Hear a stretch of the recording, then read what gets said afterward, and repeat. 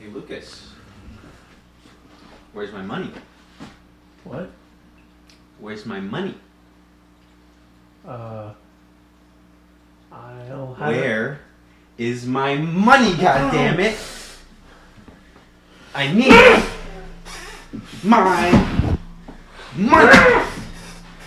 I have to buy more Amazing Spider-Man comics and incentive variant covers! I'll have it next week. I need to buy my poly-bagged Betty. Hello, everybody. Welcome to the Cosmic Panel. We are back again with the weekly comic pulls. X-Men goodness. New DC number ones. Dawn of DC is continuing. Let's get right into it. Lucas, what is your first pick? So, my first pick this week is Bloodborne: The Bleak Dominion. I'm actually a huge sucker for the world of Bloodborne. It's one of those From Software games, if you didn't know. From the people that created Dark Souls, Elden Ring, Sekiro. But Bloodborne is, in my opinion, their best piece of work. Deals a lot with Cthulhu-esque imagery, Lovecraftian monsters. Bloodborne is basically just a London horror story based with Lovecraftian monsters, and it's awesome. It's very hard to fuck up. So I'm excited to see Cullen Bunn and Peter Kowalski. Kowalski, give us a status. But yeah, no. I'm actually really excited. Peter Kowalski seems like a very good artist. I looked up his work. Seems very consistent. A lot of like nice painterly vibes, which is kind of what I want from my Bloodborne-esque stories. I want an almost horrifying look to it. And yeah, Yharnam is just one of those cities where you can do so many short stories within. Because the story is so vague and there's so many characters, it's just untapped. I've read some previous Bloodborne comics from Titan Books, and I really enjoy them. So I'm excited to see what this is going to do. Yeah, I didn't realize Colin Bunn was writing this, so that's pretty cool. I think he always does well with a darker, more horror-based story. So yeah, very curious to see how this is. Yeah. What's next for you? First up for me this week is going to be Werewolf by Night number 1. I thought this was going to be an October release, but apparently not. This is only a one-shot, but I have high hopes. Written by Derek Landy and art by Fran Galan. Elsa and the werewolf are teaming up, I think it's going to reflect the special that we got on Disney+, but I hope that this is a fun celebration of his character. Jack Russell, of course, did show up in Moon Knight, so maybe there's something that they have to do there, to update us with that. And, just an intriguing one-shot. Yeah, I'm really excited. I hope they definitely continue that storyline from the Moon Knight annual. That was phenomenal. I really enjoyed that. And it was our first time seeing Jack Russell as the king of the werewolves, I think. So I would love to see more of him in that position of power in comparison to how we normally used to see him as just a lone werewolf roaming the night. Kind of seeing him take this leadership role, and Elsa coming with him, kind of being like, hey, there's a bigger threat. We need to take this down. Or, hey, one of your werewolves is out of control, or something along those lines. Could be really interesting. Could be a 6 series. So hopefully this does well, and we can maybe get another Werewolf by Night series. Yeah, definitely. The Legion of Monsters mini-series was a 5-issue mini like some years ago, but the last time Legion of Monsters United, Elsa was in that book, and I really enjoyed it. So maybe there's potential to get another Legion lineup. I always think they're a blast. So yeah, excited to read. What is next up for you? Next up for me is The Cull, issue number 2. Issue number 1 started off very strong. I was very happy.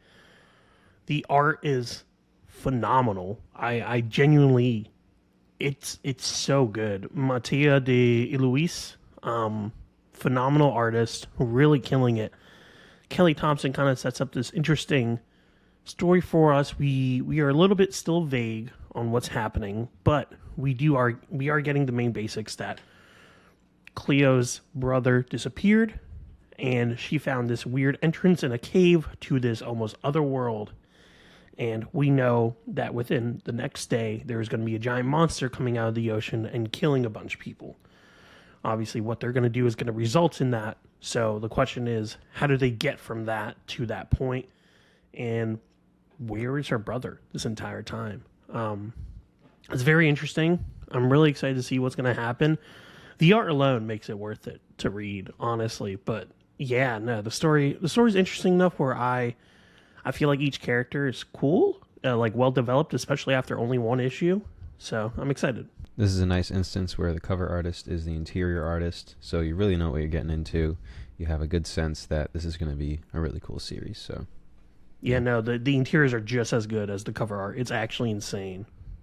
Nice. And especially when they go into the other world, there's like a lot of colors and a lot of flora. So like he just goes all out. Nice. Cool. Definitely got to check it out. Yeah. Next up for me, another Marvel #1, Avengers Inc. #1. This I am very curious about, especially because it's a new Al Ewing series. That's right. Al Ewing is back writing more Wasp. She is featured in this Avengers Inc. story that basically has a different style of Avengers that Janet is going to be leading. I'm very curious to see what this is going to entail. I expect all sorts of deep cuts, and I'm curious to see when this takes place, if this is maybe just like an alternate universe kind of thing, or timeline doesn't matter so much, but either way, it's Al Ewing, so I got to check it out. Yeah, no, I'm really excited for this. The Wasp and Ant-Man miniseries have kind of built up to this, I feel like, a little bit. So I'm excited to see where this goes. We're getting more Vision, which is always fun. I love Vision. But yeah, it seems like he's getting a lot of representation recently in the series, and this seems to be more focused on the almost low-level murder mystery-esque stories, which I kind of like for Janet. It's interesting. It's new. It's something that I honestly didn't expect, and we were kind of hinted at with the whole life of Janet without Hank Pym in it. So I think that she's maybe taking some inspiration from that vision that she got and going with that. Yeah, definitely. So very curious to see how this is. I think I'll pick up a physical of #1 for sure. I am a little bit sad that Daniel Acuna isn't the interior artist, because I really do think the cover art fits so well with the vibe. Yeah. I'm curious to see what the interiors look like for this, but yeah, I love Daniel Acuna, and I'm happy to see him back at Marvel. Apparently, Leonard Kirk has done X-Men Blue before. Okay. And some Wolverine, so he's consistent. He's been around for a minute. Definitely seen the name. I just can't call to mind his style, Yeah. All right. What is up next for you? Next up for me is X-Men Red #15. It seems like we're finally getting more Fisher King. He's probably one of the most enigmatic characters in this entire X community, X saga, I guess. A Rocco cast? Or yeah, I guess in general? so. Yeah, because he's a human, but he was there before they came to Earth, and he apparently had earned his place as a Rocky. So I want to know why and how the fuck did he survive this long? Because, like, you could tell a lot of this fucking circle was, like, really afraid of him at times. And whenever he came in, it was serious business. So it seems like he's getting new abilities, and I'm excited to see what's going to happen. Yeah, the war of Storm and Genesis continues, so also see what happens. I do love the fact that everyone's like, don't fuck with Iska. Don't fly over her mountains. Don't do shit around her. Yeah. Like, she's like, this is my area. If you're in my zone, you're dead. And I love that, like, the one guy's like, I can't be stopped. I'm invincible. And she literally just throws one arrow and just instantly kills him. And, like, Sunspot's like, yeah, we're not going over there. She won't, contribute to the war unless her turf is trifled with, so it's pretty funny. Yeah, no, it's pretty sick. What's next for you? Next up for me, is going to be Children of the Vault number 2. A very strong, I would say, dark horse title from this Fall of X roster. Wasn't expecting it to be so strong, but it really is. Cable and Bishop are teaming up to take on this threat, which is a pretty large threat now. I hope that we do see some of these changes that we see in this book reflected in the other X books. We haven't yet, but let's see what issue 2 brings, as the Children of the Vault have sort of brought their technology and advanced ways to the human race. Yeah, it's interesting. I love the reveal last issue that the reason why Orcus and no one else seems to be bothered by the Children of the Vault is that this mind virus came out and basically made them complacent. And it's basically infected everyone, even Bishop. So, like, it's really interesting, very unique. Really does show, like, yeah, these guys are serious threats if they can just completely placate Orcus from, like, even thinking about them or worrying about them. Like, they're like, no, we need to take care of the mutants first before we deal with them. And it's like, no, like, the vault is significantly more dangerous. But yeah, no, I'm really excited. Phenomenal first issue. I can't wait to see where it goes. This is an all new writing team that I've never seen, but they've already got me signed up for this issue. Yeah, seriously, very strong characterization of Cable and Bishop, and just great writing in general. And yeah, I love the explanation of the virus and the breakdown that they gave with the like Hawks. 10% this. The Hawks pox. Yeah. Which is a real thing now in the book. And then obviously some of the techno-organic virus is also there. So it was cool to see that breakdown. And yeah, I'm just very curious to see how they're going to combat this going forward. Yeah, no, definitely. Next up for you. Next up for me is Daredevil number 1. I'm usually not a huge Daredevil person, but last run was phenomenal. This one's going to be written by a completely new writer, new artist. It's going to be drawn by Aaron Cooter and written by Saladin Ahmed. But I'm really excited to see where this is going to pick up because, if you didn't know, Matt Murdock, spoiler, dies at the end of the run. He sacrifices his life to basically save everyone, Foggy Nelson and Stick and everyone there that was trapped by the Beast, and basically killed the Beast and its sister that was controlling the Fist, and now both of them are basically no more. Elektra is still Daredevil, as far as we know. She is fully took on the mantle. She is not giving it up, and she sees this version of Matt that looks like a version of him that has never experienced the Daredevil life, and she's almost afraid to ask him if he is Matt or if she knows him, and he keeps saying, like, I recognize you, but I don't know why. And then we see him kind of like at the end of the issue, the last issue of last run was, we see him kind of, he's walking, and then all of a sudden he hears someone getting beat up in an alley, and then all of a sudden Vision starts like Sonic Vision starts. And it's funny because it isn't like it was like going on the entire time. They show a panel of him just like being completely blind, and then it starts. And he grabs his stick, and then he beats up the guys. And that's how the end of that run ends. So, and we know that this is a direct continuation. That's how they got this ending. So I'm really excited, honestly.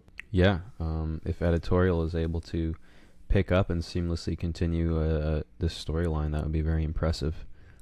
Yeah. I love Aaron Cooter. I think his art will serve Daredevil well. And yeah, curious to see what Saladin has planned. What's next for you? Next up for me is going to be the very strong Danger Street number 9. Issue 8 was a much-needed breakdown and explanation of the Outsiders and the Green Team. Basically explained as a childish game that someone, who we don't know, shadowy figure wielding Fate's helmet, was able to conduct and sort of create 2 groups of these children. One of them, the Outsiders, being, horribly disfigured monsters, and the other group being wildly successful children. So, pretty crazy concept, but honestly, a very simple but effective explanation. And yeah, just really looking forward to issue 9. Issue 8 was very strong. Yeah, no. Really loved it. Loved the interaction between Lady Cop and Creeper. That was very fun. Loved the Warlord backstory talk about how he was a king and he never expected to be in this type of situation. And yeah, no, this issue really helped elevate everything, and we even got a little bit of a look at Darkseid and All Father, or is it High Father? High Father. High Father.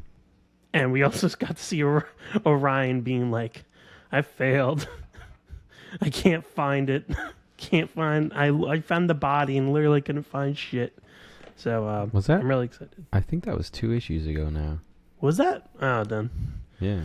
It's kind of just blurring. realizing. No, it's starting to blur together, but we are coming up on the last quarter of Danger Street, so I think it has a great chance of wrapping up nicely, and this issue is going to feature the big face-off between Manhunter and Assassin. So very excited. No, it's definitely going to be interesting. What is your final pick? My final pick is a brand new entry into the dawn of DC, Batman and Robin #1. I'm not usually a person that is a sucker for Batman or someone that needs Batman in my life, but Joshua Williamson made a phenomenal Robin run that made me love Damian all over again. He had him fighting on Lazarus Island. He made him have a love interest, made him do a lot of character development in a short amount of time. And so now that Damian has really grown, he has this new costume, he has this new style around him, he's matured, he's finally past that annoying, whiny child or teenager phase. He's legitimately a character with his own fleshed out thoughts and actions that disagrees with his father at times, disagrees with his mother. I'm really excited to see where that's going to go. Because on top of that, Tim Drake has been Robin for a minute. I don't think Tim Drake should be Robin anymore, especially not with Damian here. But also, we haven't had a Batman and Robin series since the New 52 era. It has been a long time. So to see Batman and Robin kind of work together again is going to be very fun. I'm very excited. Simone DeMeo is doing the cover art, and he's doing the cover art and he's doing the interior. So again, you get a vibe for the art just from the cover alone. So I'm really excited. I think that it would be nice in general if this was the principle for at least first issues of series, where the cover gives you an idea of exactly what you're getting in the interiors. You know, it really should be that. That would be a nice standard, I think. And then, you could switch it from there, but there's a certain balance, I guess, now between putting like a huge artist on the cover and then not following through in the interiors, or giving the customer a real idea what they're getting. Usually it's just like with any Alex Ross cover, he doesn't really do interiors anymore at all, so it's really just Alex Ross cover. You're buying it because, whoa, awesome flashy cover, and then the interiors could be varying quality, but yeah. I mean, I love that Nick Klein, like a perfect example with Marvel, at least on that front, was like Nick Klein's covers have been phenomenal, and he does the interiors. So like, I don't know, I really do agree with that. Now that I think about it, having the first issue be drawn by the interior artist would be phenomenal. It would be nice. Like, Romita doing this Daredevil cover but not being the interior artist is sort of clickbaity almost. I don't know. I'm not gonna lie. If I saw that without reading up on it, I would not buy it, because I would think that Romita is doing the art, and I'm not a fan of Romita. So right. I would immediately be like, no, I'm good. Instead of being like, oh, Cooter. Okay, he's cool. Like, I like his art. Yeah. Okay, everybody, you ready to see the best, most epic cover ever? Speaking of good covers, it's the cover for Incredible Hulk number 4. That's right. Look at all this green goodness right here. We got the Hulk facing off against Man-Thing. When I saw this in the previews, Lukas and my dad were there, and they saw me audibly gasp and jump in excitement. Yeah, man looked like a brand new kid that just came out of the toy store. Yeah, exactly. I love Man-Thing. I love Hulk. I'm really excited to see them come together in this issue. Issue 3 was very strong. Hulk with very cool characterization, cool writing, really showing that he's just so over everything and everyone. I love that he just keeps complaining about the situation while he's beating the shit out of that monster. He's just like, stupid hole, stupid. Like, really it was funny. So good. Plus a shit ton of double page spreads. Really beautiful 2-page spreads. Just a book worth picking up in physical form, I think. And excited to open up this issue here. Yeah, no, I'm definitely excited to see. So there's a dangerous thing that always is concerning. Also, I guess they are keeping the whole like the little thing on the top corner. I like that. Yeah, just for Hulk, it looks like. Yeah, no, I really like that though. Like I was talking to Elias about how I loved the little image that they would used to do in like the 70s and 80s comics, and this is kind of a callback to that. That's sick. But also I wanted to say that there's a difficult thing with Man-Thing. Love him, but his ability is really broken. He's a very difficult character to write because you either have to make the character not afraid of him completely, which is pretty difficult, or you have to make the character somehow immune to his fire, but then that nerfs Man-Thing, which you don't want to do because he's supposed to be the guardian of the Nexus. Very, very powerful character. So I'm wondering how Hulk is going to be able to beat him. This is my bet. This is my bet for what's going to happen. And this is obviously recorded before we read the issues. So I'm betting that like Man-Thing's going to grab Hulk, and Hulk is going to realize that he's dying, and he's going to just like fucking rip his arm off and chuck it. And then he's going to regen from the arm or some shit like that. Like that's the only way I can see Hulk like surviving his touch, because otherwise than that, like it's fucked. I mean, the Hulk is just such a character, especially now that we've gotten more dialogue from him and stuff in issue 3, where I think he's just not going to be bothered at all. But I am curious about, the thing that they kind of set up in issue 1 at the end was how these monster characters and supernatural characters are going to be coming to Hulk. Are they going to be coming to him in like a way of like, hey, just letting you know, like, these guys are after you, like this group is after you, or are they going to be actually trying to fight him and capture him to collect his bounty, quote unquote? So I'm very curious to see the angle here. Sorry, I just realized the angle that they're trying to do. They're kind of building up Hulk to be king of the monsters. Yeah, maybe. Like he's gonna defeat everyone, and then he's basically gonna be like the ruler of like the supernatural, aka like monster society. That would be cool. And he's like not gonna want it, so he's gonna try and reject it, kind of thing. Yeah, I'd be down for that. Because if he's gonna take out like the mother, I mean, they call it the mother and the fallen son. Like, if you're doing a royalty hierarchy type of story, then it makes sense the son would take over for the father. Yeah. Right. And issue 3 kind of gave us a little more backstory on these monsters that are coming after him, or this group. But basically they said, like, I don't know if they were saying the Hulk himself, but I think they were saying like the Hulk like wronged someone, and or clipped their wings or something, and now they're coming back to get their revenge. Maybe when he was formed. Yeah, so I'm very curious to see if this is a character that we already know that's coming to get the Hulk, or if it's a brand new character. But yeah, A lot of questions. A lot of questions, and it's definitely only been a couple weeks. I mean, I'll tell you right now. So this is, only a couple weeks. I mean, hey, I'm not complaining if this is a bi-monthly release, but very. It looks like not yeah. though, because next one's gonna be October 18th.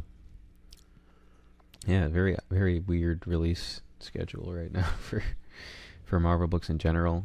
My theory was just that they're just releasing stuff as soon as it's ready.